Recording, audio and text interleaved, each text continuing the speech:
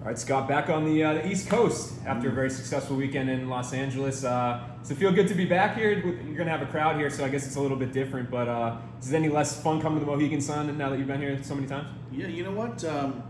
Obviously, we're very familiar with the hotel and the property and the staff, and runs very smooth. But this will be the first time we actually have ringside seats on the floor, so it'll be a little bit different than what we've done in the past. In the past, we had, I think, 1,000 people, or lately 1,500 people, but there's not any ringside seats available, like we did in LA, like a full setup. So this will be the first time, even though we've been here, probably 20 times since the pandemic hit. This will be the first time that we're actually having a full setup at the arena here. Yeah, it's nice. It happens gradually, but it's nice. We always talked about, when will you have the full fans back? So it's exciting to finally be able to hit that point.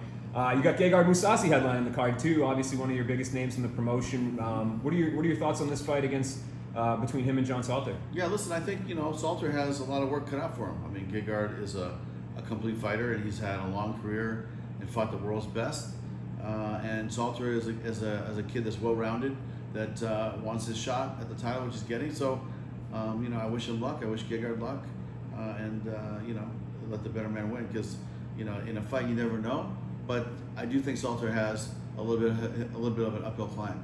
Yeah, and I know Gegard, he kind of talked about during the media rounds this week how he'd thought about being in the light heavyweight Grand Prix tournament, that was something that you guys discussed, and he said, ultimately I'd have to bulk up. It would kind of have to be a move that I do pretty permanently. Mm-hmm. But he said he's going to do it eventually. Is that something that you're interested in, him competing at 205 pounds at some point? I'll tell you, I'd say take one fight at a time, and let's see how he does, and let's see how he looks, and then, we have other fighters in that 185-pound weight class for him in the middleweight division. I think, Tokov is somebody that's very interested in fighting Gegard. I think Austin Vanderford is somebody that's very interested in fighting Gegard. And so we have a couple guys, lined up ready to fight Gegard once this fight's over. If he wants to bulk up, look, there's guys to fight him too, but I'm not sure, exactly what he wants to do, because we haven't really, sat down and had this conversation. Usually I like to have this conversation after the fight's over. So maybe on Saturday before they take off, we'll have a quick chat.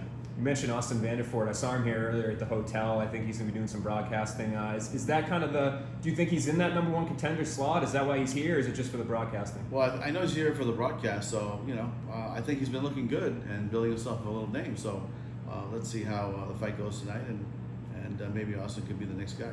Makes sense. And another name that was kind of interesting is the first name that Mousasi brought up to me, and it wasn't something that I even mentioned, and I think it's a fight that you're interested in too. Got me thinking, Yoel Romero. What's the latest with him? Is he I know he had the health issue that he had to get cleared. Is he been cleared yet? Can he compete for you guys? You know what? I think he is cleared now.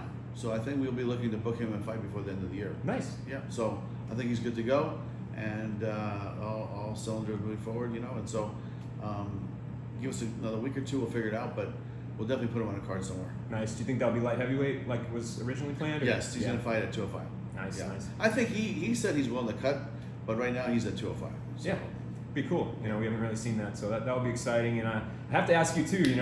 Some of the biggest news in Bellator recently was Fedor. I don't have to ask you who he's fighting anymore. We have the news. Tim Johnson was met with some criticism, I think, online a little bit, because I think people had the image that he'd be fighting like a legend type. We had all these names: Overeem, Dos Santos, Barnett, Verdum. Can you explain from your angle this booking and why ultimately you guys chose Johnson? I think it's actually like something that I think we should rewind how we got to this point, right?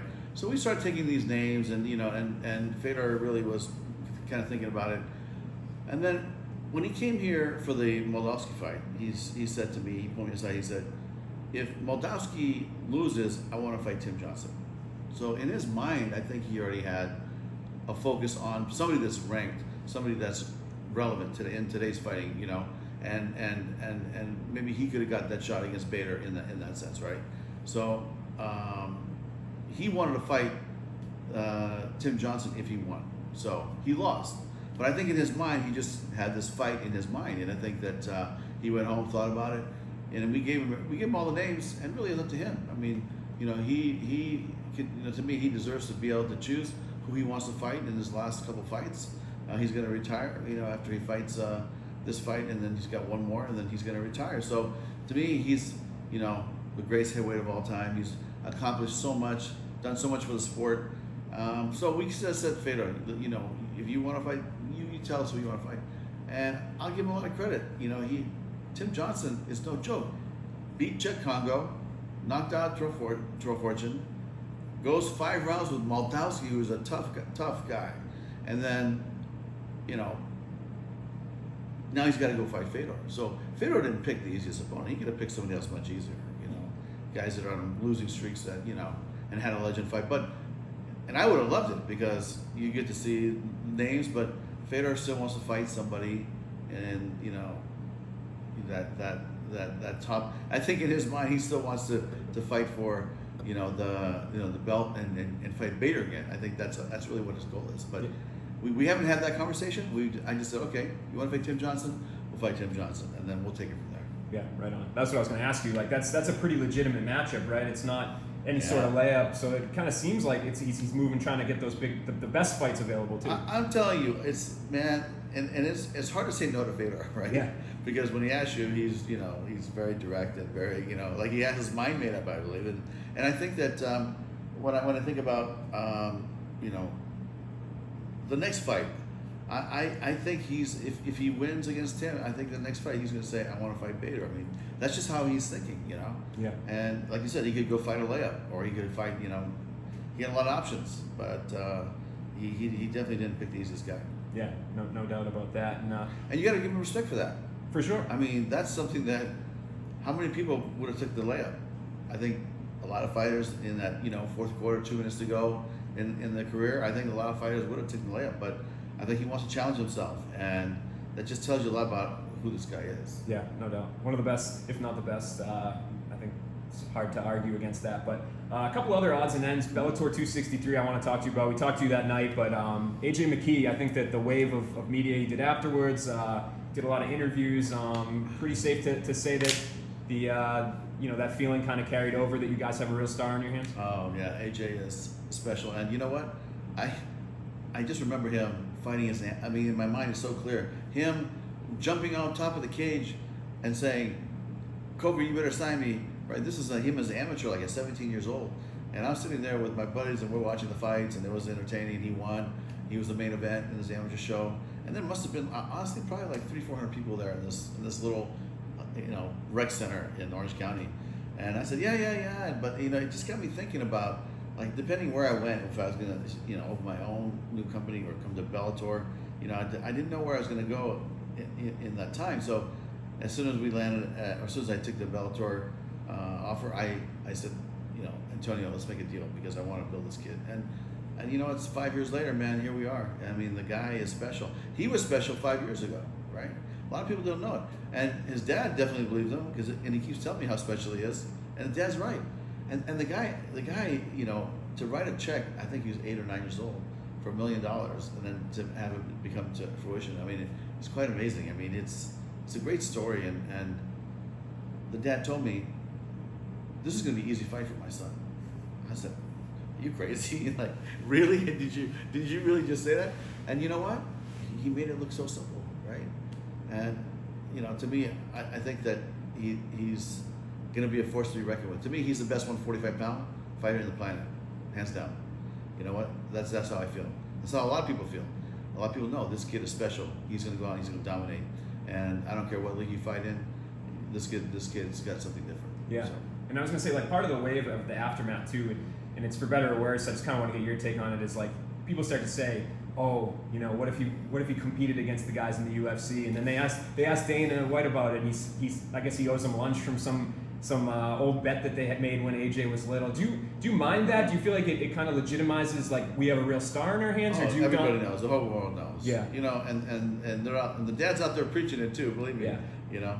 So listen, he accomplished a great feat, got to an undefeated record, and fought a guy that was, you know, pound for pound a killer, and he made it look, you know, really, really easy. And so, you know, hats off to him. You know, I mean, and in Pitbull's defense, that doesn't take anything away from him. Yeah. He just got caught, right? You know, AJ threw the left hand, followed with a head kick. He with his head, boom, he got shot. And then once he got shot, you know, he was stunned. You know, getting hit with a barrage of punches, hit with uppercut. And then I thought the fight was over. AJ thought the fight was over. Hands go up, you know, he was celebrating, and then he started scrambling, and then he basically put the guillotine on it, right? So it was a crazy night, and you know, like I said, Pitbull he'll be back. I know he'll be back, and you know, to me, we have other fighters in the 45-pound division that AJ can fight. If he wants to move to 55, you know, we'll figure something out. But I'm of the thought right now is like, look, let him celebrate, let him enjoy this, take this moment in. It's such a big accomplishment to finish a 16-man tournament, win $1 million that he had, written a check to himself for $1 million when he's 8 years old. That you know, became his dreams, right? He set these dreams out a long time ago. And the father told me, he goes, hey, this kid's been here since he was 3 years old, 4 years old, you know, in the gym, rolling around and grappling, and you know, and I said, man, you did a good job with him. He's a great kid, and he's a great champion for us. And to me, like I said, he's 145 pound, the best in any league, period, hands down. Yeah. And I want to ask you too, we spoke to Julia Budd recently on Monday, and she kind of came out and said she was a free agent. She wasn't sure if she'd come back to Bellator, and she was talking about PFL and UFC. Do you guys have interest in re-signing her? Do you think she's somebody you bring back, or is this like a parting of ways, so to speak? No, I think we're still talking to her. Yeah. You know, and I think we have a right to match or some kind of, you know, some language or something like that. Yeah. But I think we're still in dialogue with her. And I think she's a great fighter, and she's a great ambassador for female MMA. We'd love to have her back. I think sometimes, you know, economics play into it, right? So I think they're trying to work it out. Yeah.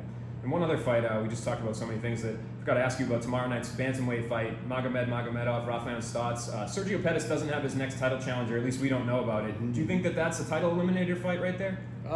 It could be. Yeah. You know, we have a couple of things in mind, but I'm not going to tell you about it yet. Yeah. So, you know, I think that it could be, you know, but I think, you know, I always like to see how the fight unfolds and see what happens, and then we kind of reshuffle the deck.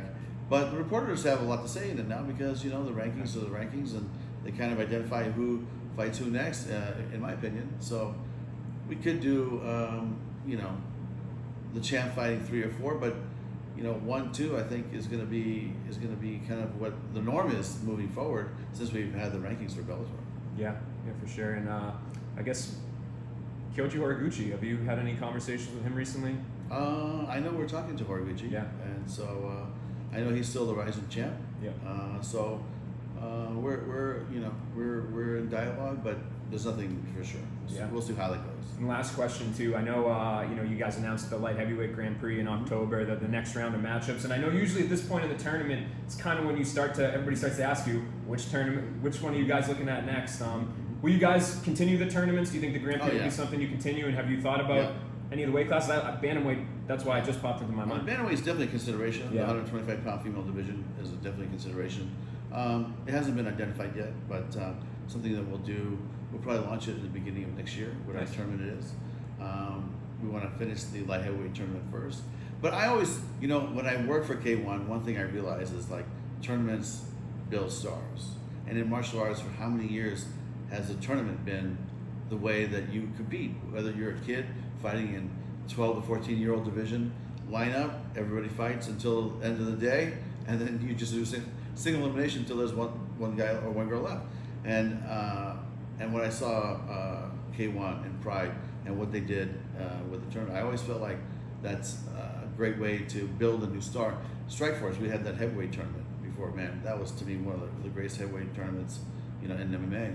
And you know, to me, Daniel Cormier came out and became a big star out of that tournament. So to me, tournaments are, I think, a good vehicle to build the next level of talent or the next wave of talent, and really put a stamp on who is the best fighter in that division. Yeah. Because when you're the tournament champ, you're the champ, and you're the tournament champ. That means you're the guy, right? So until somebody beats you, you know, you're the king. For sure. Well, Scott, I appreciate the time as always, and good luck with the event tomorrow. Yeah, thank you.